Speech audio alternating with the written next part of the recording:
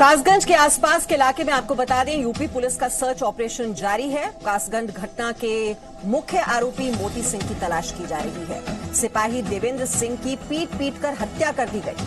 बदमाशों ने धारदार हथियारों से सिपाही की हत्या की। पुलिस पर डंडों और धारदार हथियारों से हमला किया गया।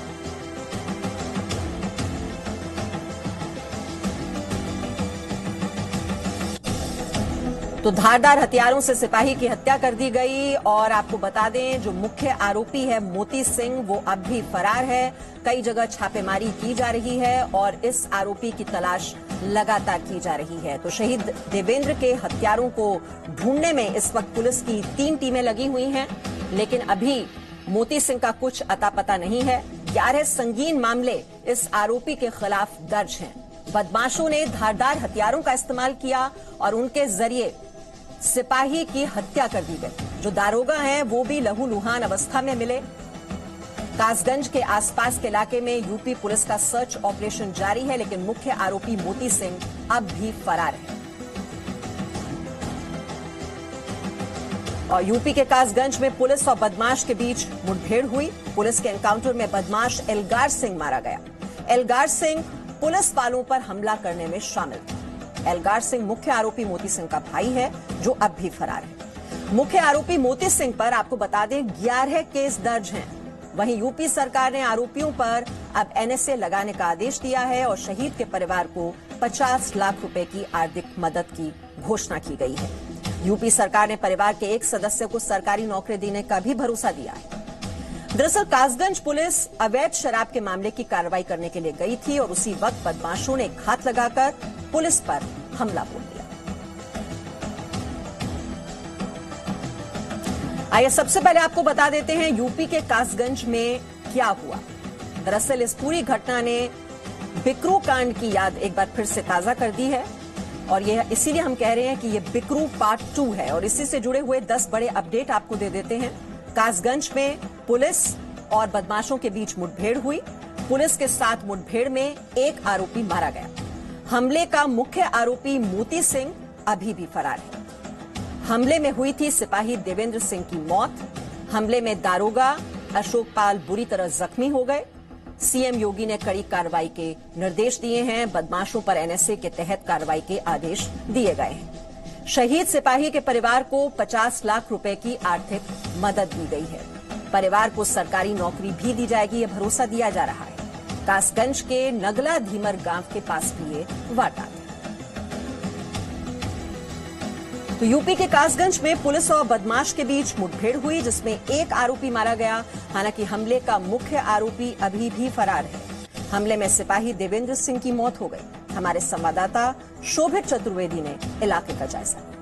कासगंज का ये वही घटना स्थल है जहां पर एक सिपाही की पीट पीट कर हत्या कर दी गई और एक दरोगा को पीट पीट कर लहूलुहान कर दिया गया।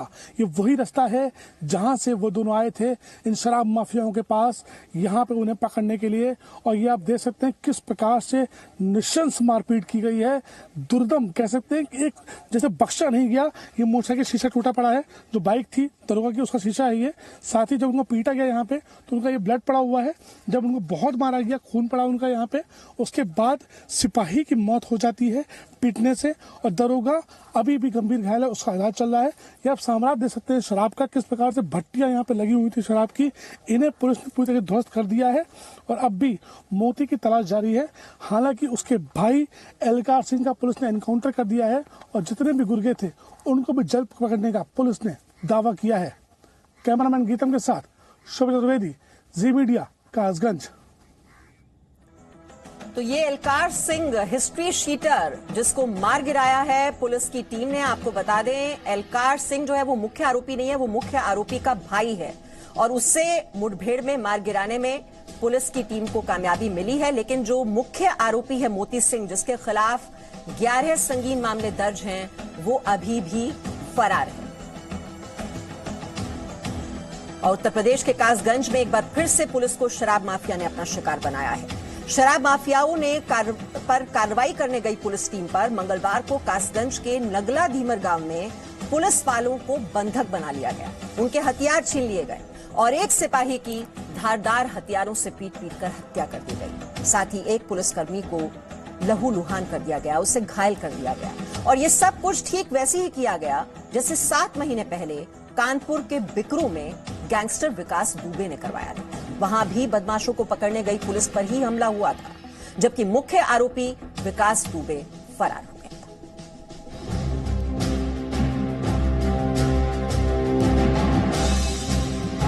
2 जुलाई 2020 विकास दुबे ने अपने साथियों के साथ मिलकर कानपुर के बिकरू गांव में 8 पुलिस वालों की हत्या की और उसके 200 घंटे के अंदर यूपी पुलिस ने उसे एनकाउंटर में मार गिराया। मैं विकास दुबे हूं, कानपुर वाला। दुनिया ने विकास दुबे के यही आखिरी शब्द सुने थे, कानपुर वाला विकास दुबे अब इतिहास बन चुका है। जिस शहर में उसने अपना काला साम्राज्य खड़ा किया था, उसी शहर में उसका पूरा हिसाब हो गया। साथ ही 8 पुलिसकर्मियों की शहादत का बदला पूरा हो गया।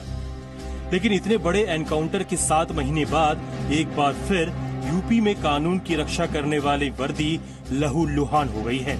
एक बार फिर शराब माफियाओं पर शिकंजा कसने गई पुलिस पर बड़ा हमला हुआ है। यूपी के कासगंज में एक बार फिर पुलिस को अपराधियों के बेखौफ मंसूबों का खामियाजा उठाना पड़ा है। अपराधियों के हौसले इतने बुलंद हैं कि एक बार फिर खाकी को बंधक बनाया गया और इस पूरे वारदात में यूपी पुलिस के सिपाही देवेंद्र सिंह शहीद हो गए। में हमारे सब इंस्पेक्टर और एक कांस्टेबल देवेंद्र, जो कि वांछित अभियुक्तों की तलाश में आए थे, वांछित अभियुक्तों की तलाश के दौरान अपराधियों द्वारा उन पे हमला किया गया, जानलेवा हमला किया गया, जिसमें हमारे सिपाही देवेंद्र शहीद हो गए और हमारे दरोगा जी गंभीर रूप से घायल हो गए।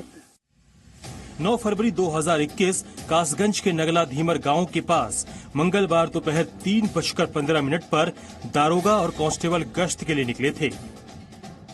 उन्हें वहां अवैध शराब बनाने के कारोबार की कई शिकायतें मिली थी। देर शाम कासगंज के नगला धीमर गांव में अवैध शराब के कारोबार की शिकायतों पर पुलिस कार्रवाई करने गई थी, लेकिन अपराधियों के बुलंद हौसले के आगे वो अपने साथी को गवा कर लौटी।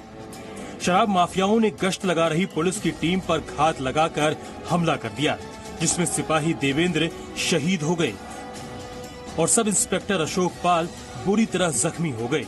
अशोक पाल का अलीगढ़ मेडिकल कॉलेज में इलाज चल रहा है।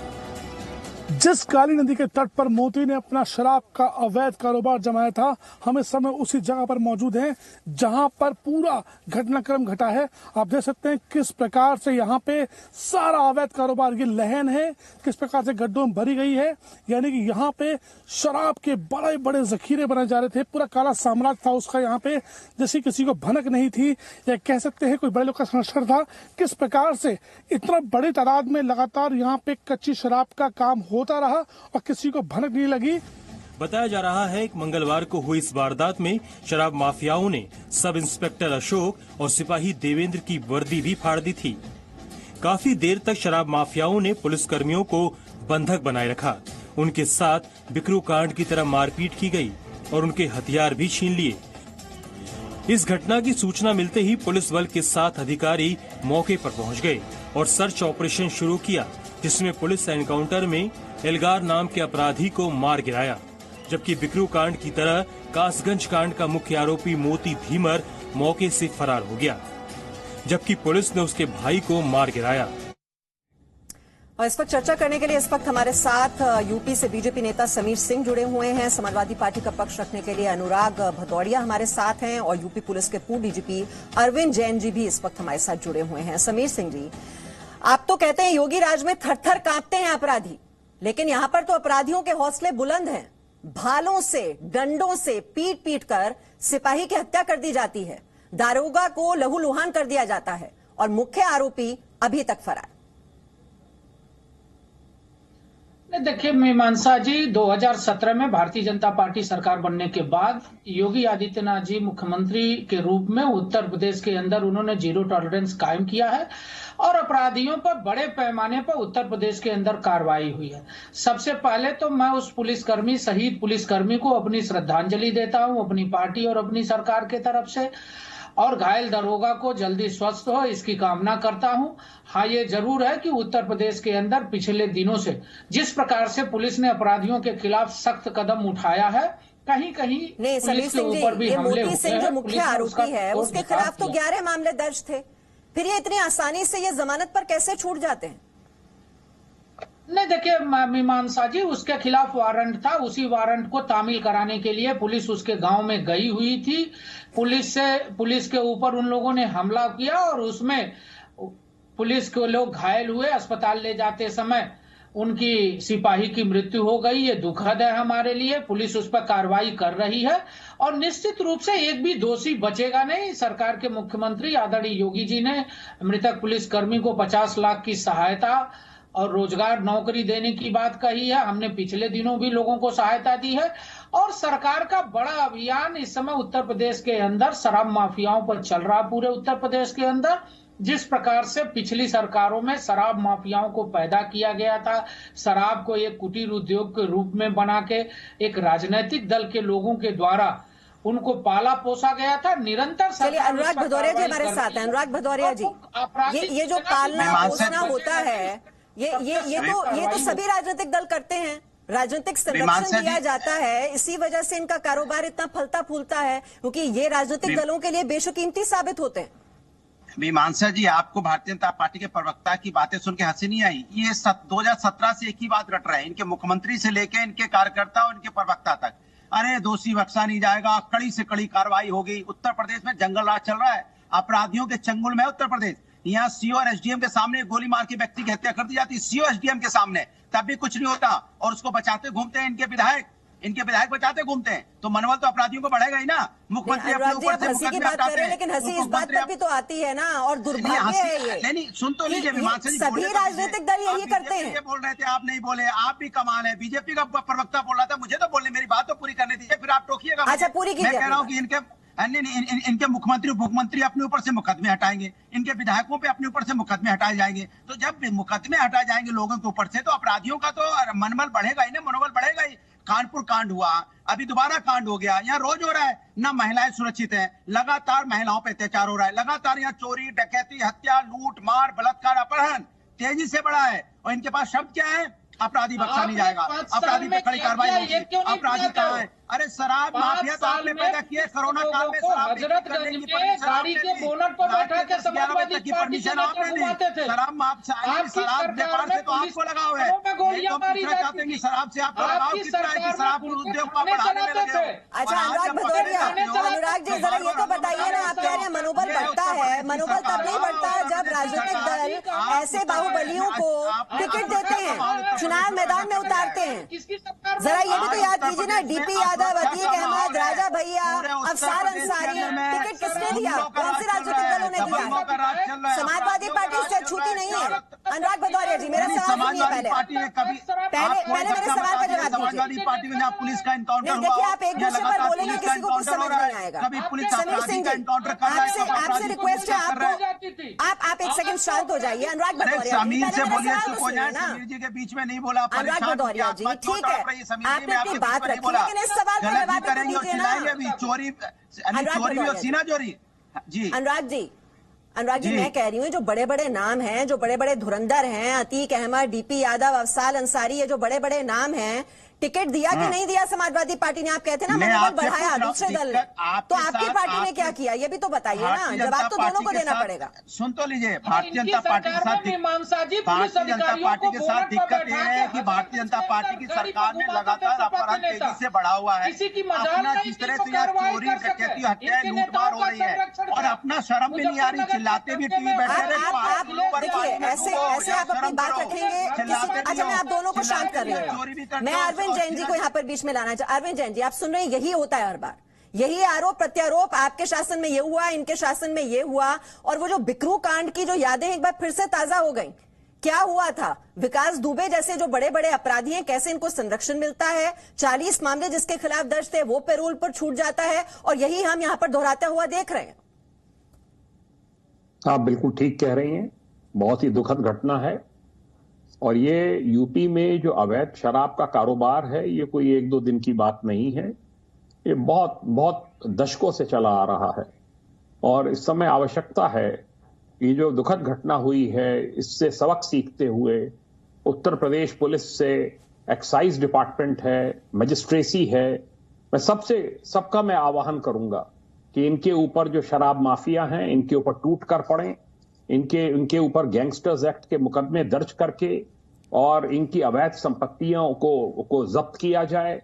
एक ऐसी कार्रवाई हो पूरे प्रदेश में कि डीजीपी से लेके कांस्टेबल तक सब सड़कों पर निकलें, दबिशें डालें, जिससे कि लोगों को पता चल जाए कि एक कांस्टेबल की हत्या का क्या अंजाम होगा। एक अपराधी मुठभेड़ में मारा गया है, ये संतोष का विषय है, पर कोई भी इसमें बचना नहीं चाहिए। घर की महिलाएं इसमें सम्मिलित हों, आसपास के लोग हों और अपराधी हों, सबके खिलाफ कार्रवाई होनी चाहिए और इन सब की अवैध संपत्तियों को जब्त किया जाए। पूरे प्रदेश में अभियान चलाए जाने की जरूरत है। प्रिंसिपल सेक्रेटरी एक्साइज हैं, सब लोग इसमें डायरेक्शंस पारित करें, ज्वाइंट टीम्स बने, मजिस्ट्रेट्स भी उसमें रहें। और जो भी देखिए, जो मैं आपके रिपोर्टर को सुना उससे स्पष्ट है कि वहां पर काली नदी के किनारे भट्टियां अब भी चल रही हैं, लहन का कारोबार है जी। हम लोगों ने 85 बार खुद रेड डाली है और ऐसी भट्टियों को पकड़ा है, इनको लहन के जो ड्रम्स होते हैं इनको मिट्टी से पाटा है। ये सब कार्रवाइयां बहुत पुरानी हैं, पर ये इतना दुस्साहस इनमें कहां से आ गया, इनको किसका संरक्षण प्राप्त था? कि ये अपराधियों के हौसले आखिरकार इतने बुलंद क्यों हैं? और अब अभी अपडेट हम ले लेते हैं, जितेंद्र शर्मा भी हमारे साथ हैं। जितेंद्र, ये मैं नवंबर 2020 का आंकड़ा देख रही हूं जिसमें 888 केसेस रजिस्टर हुए शराब माफिया के खिलाफ। क्या कार्रवाई हो रही है? अभियान को कैसे आगे बढ़ा रही है यूपी सरकार? और ये जो मामला है मोती सिंह मुख्य आरोपी, उसकी तलाश में अभी इस वक्त कहां छापे डाले जा रहे हैं?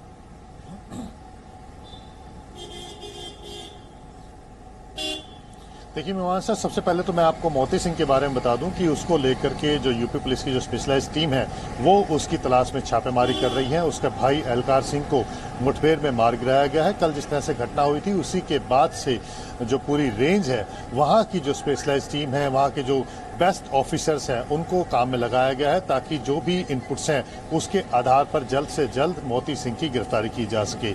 और जहां तक इससे पहले अवैध शराब के कारोबार की बात है तो ये काफी सालों से लगातार चलता आ रहा है। पुलिस लगातार कार्रवाई करती है, एक्साइज एक्ट के तहत मुकदमे लगाए जाते हैं, उनको गिरफ्तार किया जाता है। और उसके अलावा जिस तरह से ऑर्गेनाइज तरीके से ये काम चल रहा है तो उसमें अलग अलग माफियाओं पर अलग अलग तरीके से कार्रवाई की गई है। जहां तक मोती सिंह की बात है तो इसको लेकर के भी करीब दर्जन भर मुकदमे मोती सिंह के ऊपर थे और करीब 5 मुकदमे इसके भाई एलकार सिंह के ऊपर थे। और अक्सर ये देखा गया है कि जब भी इस तरह के शराब माफियाओं पर, या शराब माफिया छोड़िए, अगर कोई भी इस तरह से ऑर्गेनाइज क्राइम में इन्वॉल्व रहता है, जब भी उसके ऊपर किसी तरह का दबाव पड़ता है, जब उसको लगता है कि जो पहले उसे मदद नहीं मिल रही थी, चाहे वो पुलिस की तरफ से हो, चाहे वो लोकल एडमिनिस्ट्रेशन की तरफ से हो, चाहे वो किसी पॉलिटिशियंस की तरफ से हो, जब वो मदद मिलनी अचानक से बंद हो जाती है तो वो एकदम से तिलमिला जाता है। और जब भी उसके ऊपर कार्रवाई होती है तो वो इस तरह की हरकतें करने के लिए उतावला हो जाता है अपने जो साथी हैं, क्योंकि उसे दिख रहा होता है कि अब उसका कारोबार बंद होने वाला है